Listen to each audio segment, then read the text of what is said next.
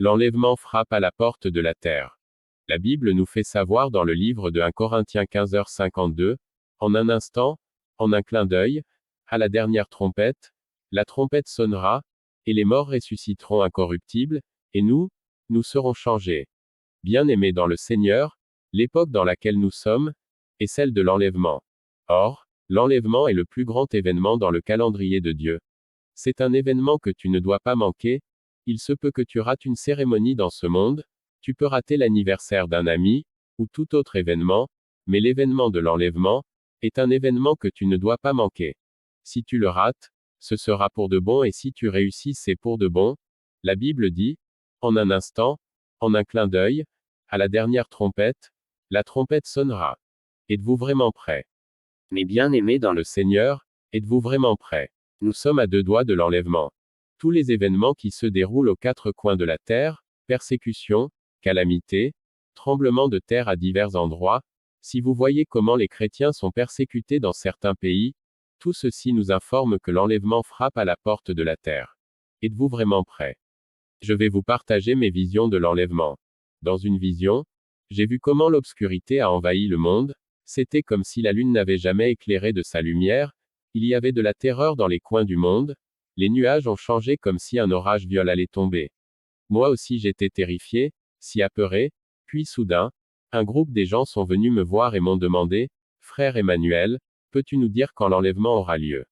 Je leur ai dit, personne ne sait le jour ni l'heure où va sonner la trompette, alors ils m'ont demandé, y a-t-il certains événements qui doivent s'accomplir avant que la trompette ne sonne? Je leur ai répondu que j'allais vérifier dans la Bible s'il y avait des événements qui devraient s'accomplir avant que la trompette ne sonne. Pendant que je courais, quelque chose m'a dit que je devais retourner car tous les événements et prophéties s'étaient accomplis et qu'il ne restait que le son de la trompette.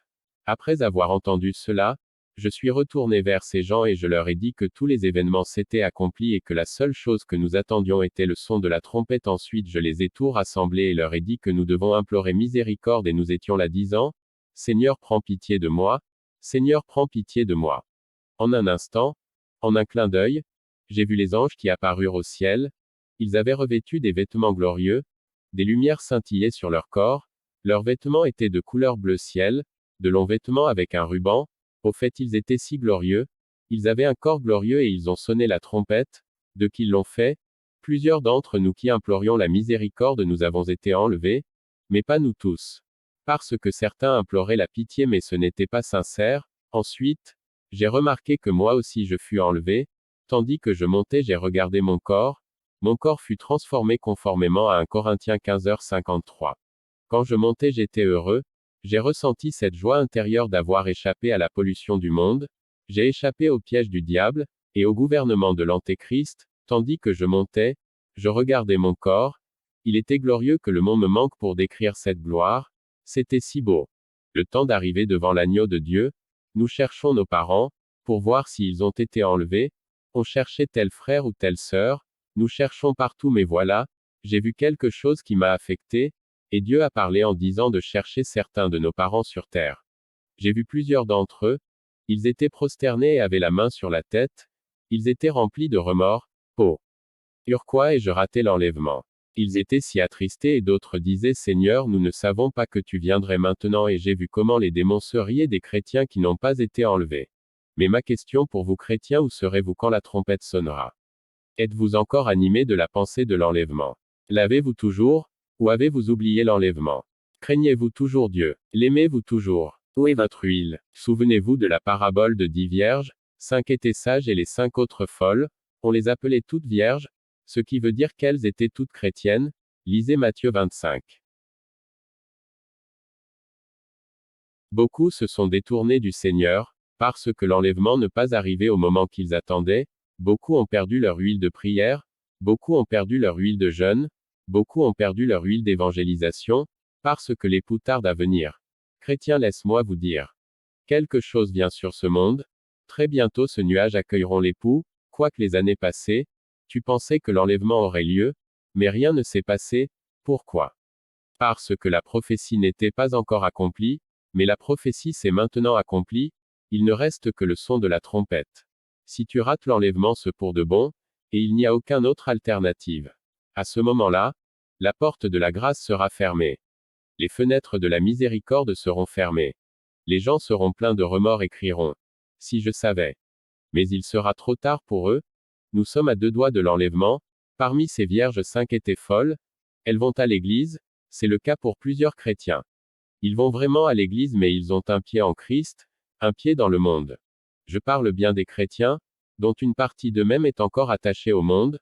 Ce sont ceux qui n'ont pas encore crucifié ce corps mortel. La nature adamique est encore vivante dans leur vie. Je parle des chrétiens qui aiment le monde, on les appelle vierges, ce sont des chrétiens, ils paient la dîme, ils font des offrandes, ils dansent, ils chantent. Mais leur vie est en opposition à la parole de Dieu, il y a une vie après la mort. Dans très peu de temps, la trompette retentira, et ceux qui vivent une vie saine, seront changés, ils vont revêtir l'immortalité. Ils auront un corps glorieux. Ils seront enlevés et prendront part au festin de noces de l'agneau. En ce moment-là, où seras-tu? Seras-tu parmi les croyants à qui les païens vont poser des questions? Où seras-tu parmi ceux qui seront enlevés? Le son de la trompette n'est pas fait pour tout le monde. Si tu es dans la fornication, tu ne pourras pas entendre ce son. Si tu combattes encore des hommes et des femmes, tu ne pourras pas entendre le son de la trompette. Si tu es encore dans le péché, tu ne pourras pas entendre le son de la trompette. Si tu as compromis ta vie de prière, tu ne pourras pas entendre ce son. Si tu as compromis ton évangélisation, tu ne pourras pas entendre le son. Si tu ne vis pas une vie sainte, tu ne pourras pas entendre le son. Si ton habillement n'est pas décente, tu n'entendras pas le son. Si tu as un cœur impur, tu ne pourras pas entendre le son. Ceux qui vivent dans la sainteté, ceux qui seront prêts à cet instant précis, sont ceux qui seront enlevés. Chrétiens, où serez-vous? Pasteur, où serez-vous? Diacre, où serez-vous? Évangéliste, où serez-vous? Ce jour-là sera semblable à un rêve. Beaucoup diront, suis-je dans un rêve? Est-ce vrai que l'enlèvement est arrivé? Mais en ce moment, les démons seront là comme des soldats, et se moqueront des chrétiens qui n'ont pas été enlevés. Ils vont se moquer d'eux. Oh! N'est-ce pas toi qui invoquais le feu sur nous? N'est-ce pas toi qui transportais ta Bible çà et là? C'est aujourd'hui le jour du salut, le Seigneur nous appelle encore à la repentance. Le Seigneur ne tarde pas dans l'accomplissement de la promesse comme quelques-uns les croient. Il a prévu un jour où il jugera chacun avec justice et sainteté. Il a prévu un jour où la trompette sonnera. Es-tu vraiment prêt pour l'enlèvement? Prépare-toi à la rencontre de l'agneau de Dieu. Je l'ai vu, l'enlèvement est à 2 doigts de nous. Prépare-toi à la rencontre du Seigneur.